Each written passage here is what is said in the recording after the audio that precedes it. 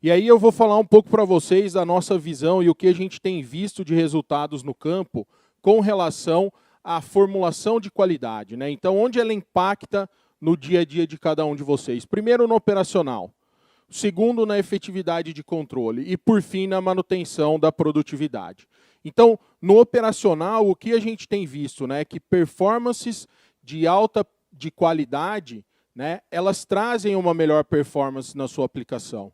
Então, imaginem vocês um equipamento trabalhando o dia todo com uma formulação que começa a entupir bico, que começa a espumar e que começa a te dar problema no operacional. Operacional hoje é a palavra número 1 de muitas usinas, né? A efetividade no controle, tá? Então, a gente tem visto que sim, existe diferença e essa diferença ela é significativa no controle, por conta daquelas características que o Alessandro trouxe, principalmente quando a gente fala da formulação de reator. Então, a gente vê uma diferença de performance, como vocês podem ver nesses resultados, né? Então, a gente tem um produto que tenha uma boa performance no campo, uma boa performance operacional, vai trazer para mim um controle melhor lá na hora que eu fizer a aplicação. E eu acho que a discussão que o Velini trouxe aqui, um prazer vir e falar depois do professor Velini, um ídolo para mim, uma pessoa que eu admiro muito, e que trouxe justamente o tema da questão de palha.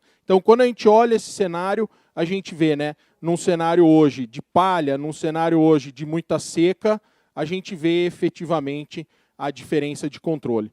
E também quando a gente escolhe misturas de baixa performance, né? O ano passado foi um ano que a gente viu muito a questão de custo, né? E a gente vê muito a questão da tomada de decisão baseada em cima do custo por hectare e não do custo por dia de controle, e a gente acaba vendo, numa situação mais extrema, situações de controle deficiente, aonde o cara vai ter que entrar, fazer uma segunda aplicação, fazer uma aplicação de pós e, quem sabe, inclusive comprometer essa produtividade. Então, esse ponto é importante. E, por fim, a manutenção da produtividade, que é algo extremamente importante quando a gente olha o cenário de qualquer cultivo agrícola, né? Esse aqui é um trabalho de uma das pessoas hoje que tem sido frequentemente reconhecida pelos ganhos de produtividade ou por lavouras de alta produtividade, que é o Dani Frangiose.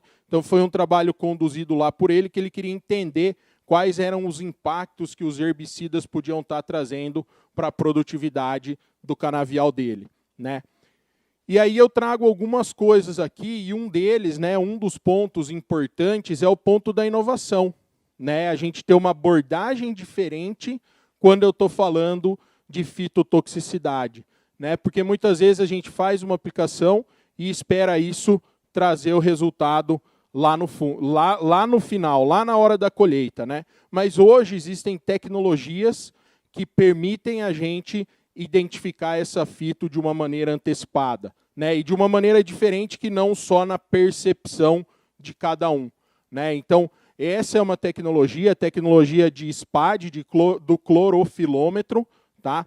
E esse é um trabalho que está sendo conduzido aí por algumas universidades, mostrando que existe uma correlação direta de mais de 80% entre a leitura no clorofilômetro e a produtividade lá no final do ciclo. Então, isso é algo muito importante e que traz uma abordagem diferente quando a gente está falando de fitotoxicidade, né? Aqui eu trouxe um exemplo, né, da diferenciação entre formulações com relação à produtividade. Então, tendo um impacto aí de diferentes formulações de 10, de até 20 toneladas de cana por hectare, quando a gente olha diferentes formulações. E quando a gente olha diferentes misturas correlacionadas com o SPAD, também a gente vê uma correlação bastante interessante, né? Então, leituras menores no SPAD vão me trazer menores produtividades lá na frente. Aqui eu trouxe alguns exemplos aí de um trabalho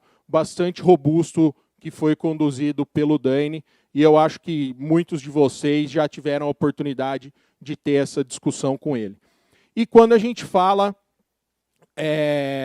de formulações de sulfentrazone também, né? Então, aqui é um exemplo, tá? Aqui é um caso, boral com uma formulação de sulfentrazone genérica e uma formulação aí de amicarbazone, tá?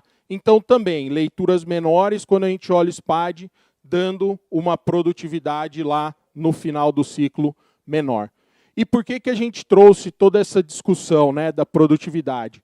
Porque produtividade, ela sempre foi importante, mas nesse ano ela é ainda mais importante, porque a gente está vendo muitas regiões com uma expectativa de uma produção menor, né?